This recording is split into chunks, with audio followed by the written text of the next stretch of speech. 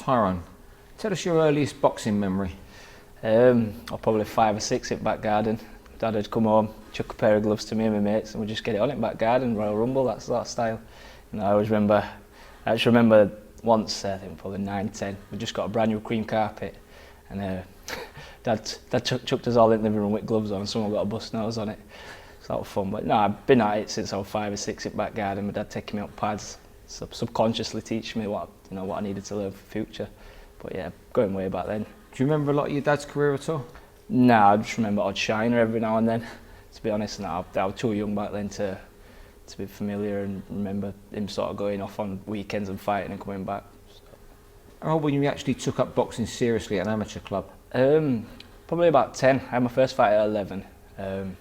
I ended up in gym because Mark Hobson used to tell me I was soft, because obviously all boxers have come to the house, Hobson, Dale, James, and I didn't box at the time. I was about this tall at that age, so I was good at basketball. So I played quite a bit of basketball, and he came around and told me I was soft, so I said I'll come down to the gym and do him. Been down to the gym, I haven't been out since. Which of those boxers did you used to look up to? Some good names there. I mean, they were all, you could take traits from all of them. Dale were a very talented fighter. I remember went to Olympic trials and that.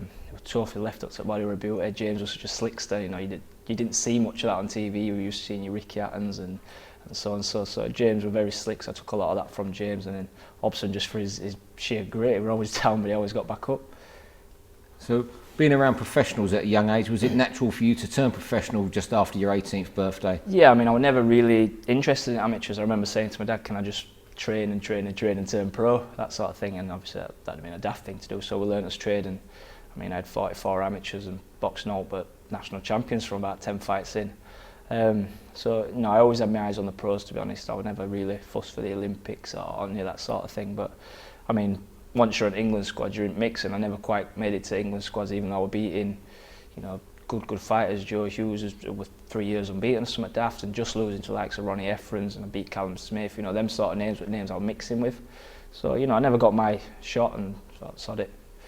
And for someone who's fights at championship level, 37 fights at the age of 26 is quite a lot, isn't it? Yeah, without a doubt. I mean, I think I spent the first 20 learning and working on things, but at the same time I turned pro young, and although in gym I might have been giving good pros a hell of a lot of trouble, they were taking me for sparring for world titles and stuff, Stephen Foster Jr. and Stephen Bell, Anthony Crawlers, you know, them sort of fighters.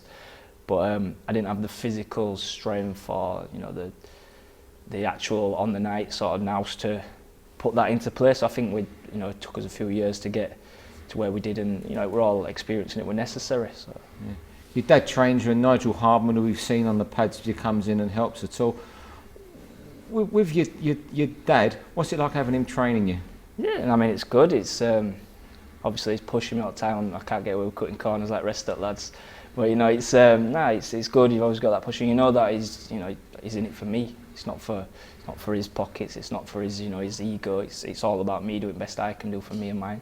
So you know, it's good, and you know, we fall out, we have those arguments and that, but we can still go back to the house and have a Chinese on Friday and watch boxing on Saturday or whatever, and it's all good. Is it very much old school training? Because I believe your dad believes in a lot of sparring. I've often said you must probably spar more than any fighter in Britain. Yeah, we used to do a lot of sparring. I mean, God, I couldn't even write you a list of all fighters I've sparred with. We've took it down a bit recently, injuries and so and such, but more because I think the level of sparring wasn't good enough, so I was just picking up bad habits and getting lazy, and it would, you know, that sort of thing goes into fights if you're not careful. So we're doing a lot less sparring, but better sparring now. So I took it down a notch a bit. But I do miss it. Incidentally, who were your boxing heroes growing up? I mean, I remember being woke up at 3-4 in the morning on a school day, on a weekend, because Floyd Mayweather were fighting, or you know, Roy Jones Jr. So I've always been keen on sort of the American fighters, you know, that sort of style of fighting, your slicksters, you know, you didn't really see that on British television. So no, I always looked up to Roy Jones Jr., my favourite fighter, Floyd Mayweather, Diego Corrales are always good to watch. You know, that sort of style and level, I always enjoyed that sort of stuff.